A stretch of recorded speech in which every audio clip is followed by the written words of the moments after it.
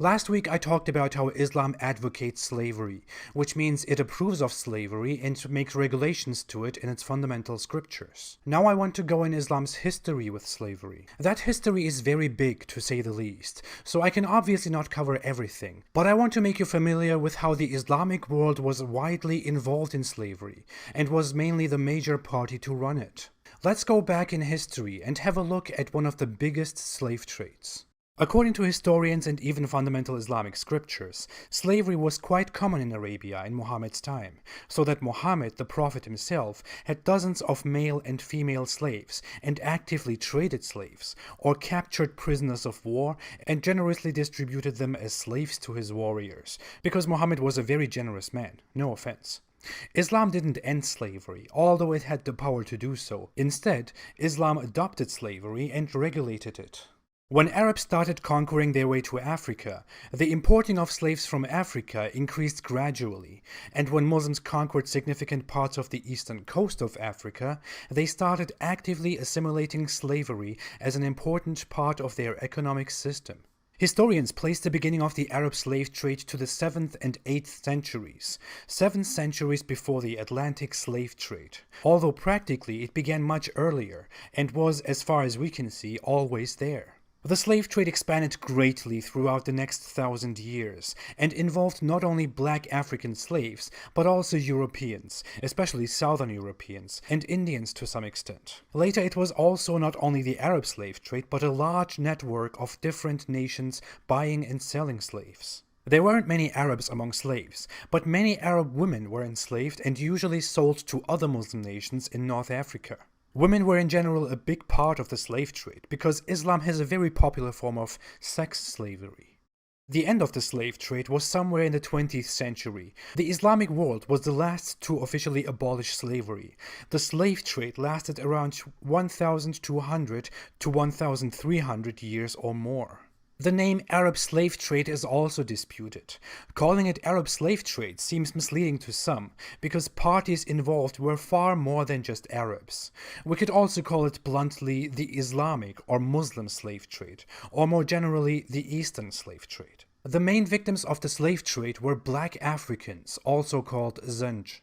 Zanj means basically blacks, and was used by Arabs and later by other Muslims to refer to dark-skinned Africans to the south. Arab views on black Africans were, as we can see in history, not very bright. And Muhammad's language, Muhammad himself, makes it even additionally clear. In a hadith, he tells his companions to respect everyone who rules over them, no matter from what group he is, and then goes on and says, even if he was an Ethiopian black slave whose head looks like a raisin. Come on, Muhammad, this is so childish. Another notable record by a Muslim comes from a Tunisian Arab called Ibn Khaldun, whose work Muqaddimah is widely regarded as forerunner of modern historiography and sociology. It might be a forerunner, but it's certainly not sweet. In his book, Ibn Khaldun describes sub-Saharan Africans as natural slaves and says the Negro nations are, as a rule, submissive to slavery, because Negroes have little that is human and possess attributes that are quite similar to those of dumb animals.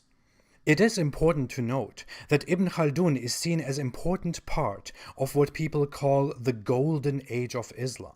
If you are not disgusted yet, let's go on. As explained in the last episode, Islam doesn't allow the enslavement of Muslims, and therefore the main target of slavery were non-Muslims, and the easiest target were black Africans who were even more underdeveloped than Arabs, which means something. Historical reports show that slavery was an important part of the Islamic hegemony as early as in the Rashidun Caliphate, more notably in the Umayyad Caliphate, and more harshly in the Abbasid Caliphate.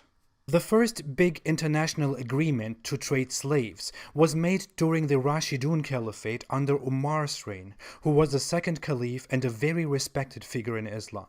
When the Rashidun Caliphate conquered Egypt and considered conquering the region to the south, but was defeated in a battle, the Muslims realized that conquering the region would be too difficult for that time, so they persuaded the Christian kingdom of Makuria with an agreement called Bakt instead. According to that agreement, Arabs wouldn't attack Makuria and Makuria wouldn't attack the Muslims, but Makuria had to send 360 high-quality slaves to the new Muslim Egypt every year. This agreement was criticized by some Islamic scholars, not because it's a violation of human dignity, what are you thinking, but because it was an obstacle to the expansion of Islam, since the Muslims had a treaty with Makuria now and couldn't invade it in future. The agreement lasted over 600 years and continued under all the other caliphates that ruled Egypt.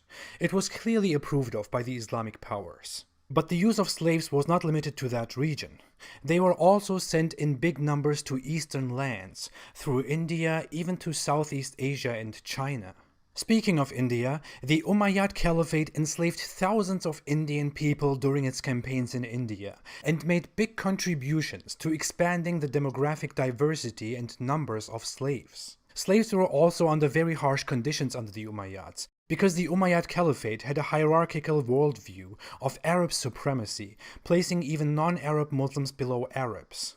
You can only imagine how non-Muslims and slaves were treated. It was also the Umayyad Caliphate and Islam that brought major slavery to India. Before it was there, but slavery was not big in India. Islam brought it there. The Umayyads also enslaved Europeans and enabled the enslavement of South Europeans under future Muslim rulers in North Africa and Spain, or Iberia.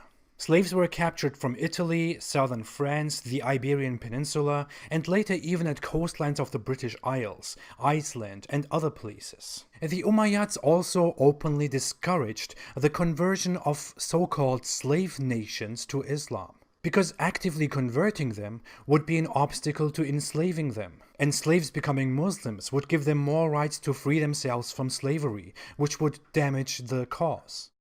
The Abbasids imported big numbers of slaves as military forces or as cheap labor. We can even see this in a historical rebellion called the Zanj Rebellion, the rebellion of black people. Led by an unknown man called Ali ibn Muhammad, who gathered myriads of black slaves, it was one of the largest, most destructive rebellions in the region ever.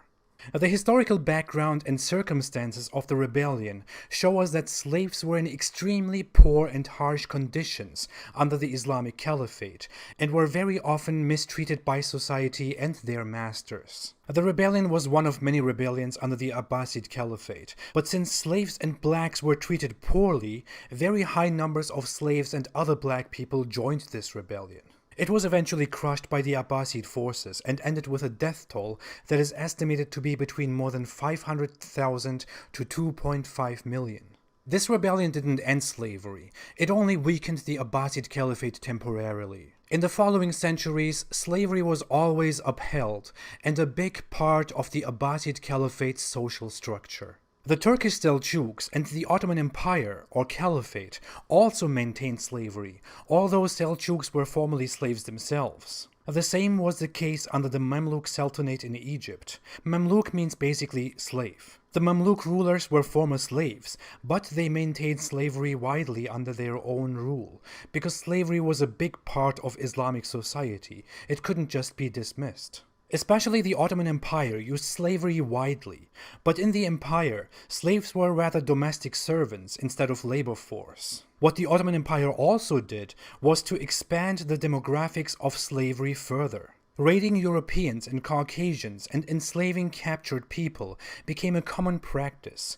Barbary pirates under the Ottomans made big raids and captured people from coastlines to bring them back as slaves. Especially children and women that were captured were very valuable, because as noted in history, unlike in the European Atlantic slave trade, in the Islamic slave trade, female slaves were in high demand and children in even higher demands. You have surely heard of famous Ottoman harems. Those harems were full of sex slaves. Sex slavery was very common in the Ottoman Empire, and the Ottoman Empire had the biggest harems. Black slaves in the Ottoman Empire served in harems, while white slaves were in administrative positions. Ottomans also captured young Christian boys and raised them with Islamic Ottoman indoctrination and turned them into a feared class of soldiers, the Janissaries. Janissaries were the elite military force of the Ottoman Empire. They were children of Christians, kidnapped by the Ottoman Empire or taken from families that were unable to pay the jizya tax, forcibly raised under Islam, forbidden to create families, and subjected to absolute loyalty to the Ottoman government. Slavery was so big in the Ottoman Empire that 1/5 of the population in 1609 were slaves. But there is more to all the slaves, especially under the Ottomans. You almost thought I wasn't going to mention it, right? Another very big difference between the European Atlantic slave trade and the Islamic one was castration. The Ottoman Empire didn't want to put up with sexually active men working for them in their own homes, which is why most slaves were castrated from childhood. But this is not a practice that belonged only to the Ottoman Empire.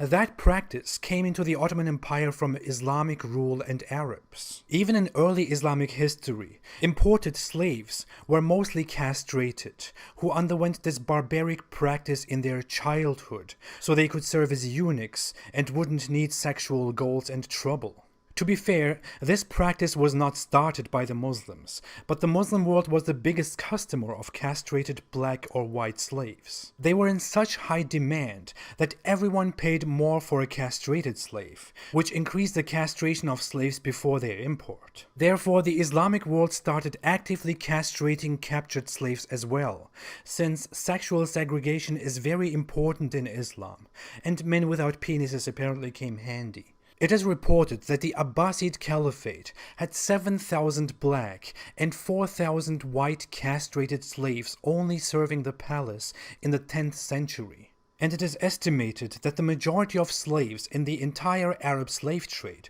for over 13 centuries were castrated, meaning they had their testicles and penis completely removed, which was a dangerous practice.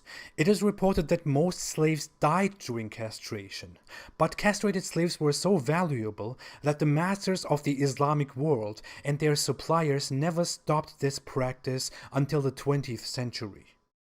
Slavery went on wherever Islam arrived. It was part of the economic system in North Africa, the Middle East, the Caucasus, Eastern Europe, and widely in Asia. And the Islamic world abolished slavery after everyone else, only under heavy pressure of the West. Slavery even boomed once again in the Islamic world when Europe abandoned slavery in the 19th century. And the enslavement of Africans declined only when Europeans colonized and scrambled Africa again in the 19th century. In fact, it is recorded that the Ottoman Empire still sold masses of slaves in the 20th century, before it collapsed. In countries like Yemen, Saudi Arabia, or Qatar, it was still widely ongoing until half a century ago. In Sudan and Mauritania, it was going on for much longer. In fact, the last country to officially abolish slavery was Mauritania in 1981, only 37 years ago. And unofficially, it is still ongoing in Mauritania.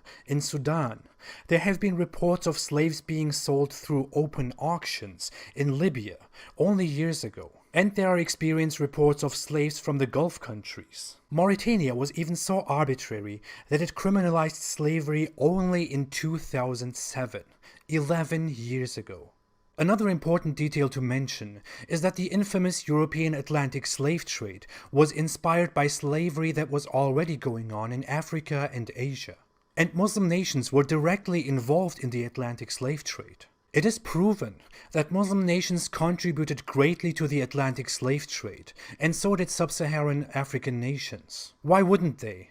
The Europeans came as amateurs, while the Islamic world were already masters of slavery. Yet we are only talking about Europeans and slavery. As we can see, slavery was a very big part of society and economy in the Islamic world throughout history. It was there before the West, and it ended after the West, due to Western pressure. And partially it is still ongoing. It was also more fatal than the Atlantic slave trade, harsher against women and children, and racism was a very, very strong factor in it. So was religious supremacy, Islamic supremacy. It is unbelievable that we are not talking about this today, when the Islamic world should come together, face its past, admit everything, and apologize for the atrocities. After all of this, how can anyone come and say that the Islamic history was peaceful and equal for everyone? After all of this, think about groups like the Nation of Islam that advocated conversion to Islam because the evil white Christian men enslaved them. Movements advocating such ideas were either deceitful or completely ignorant about their history. This was a rather short but comprehensive summary of the history of slavery in the Muslim world. I can't possibly talk about everything, because I would be taking too much of your time. But I would encourage everyone to research this and to work on this history, so that we can let more and more people know about these atrocities committed by a very big religious group that has ironically recently started to describe its religion as peaceful. If you think that a religion that advocates slavery is peaceful, then go ahead and call it so. If you think mainly castrated black men traded on open squares in the capitals of big empires is an example of peace, go ahead and call it so. I will certainly not agree with that, and I will be here to give you more and more reasons why I don't agree with that. Islam is not a religion of peace, and never has been and never will be. Thanks for watching. If you like this video, please don't forget to like, to subscribe, and to share. My videos are not monetized, so you can watch everything without any ads. If you want to support me and my cause, you can support me on Patreon. The link is below in the description. You can also choose to support me once through PayPal. Thank you so much for every kind of support. We'll see each other in another video. Have a nice day and stay away from Islam.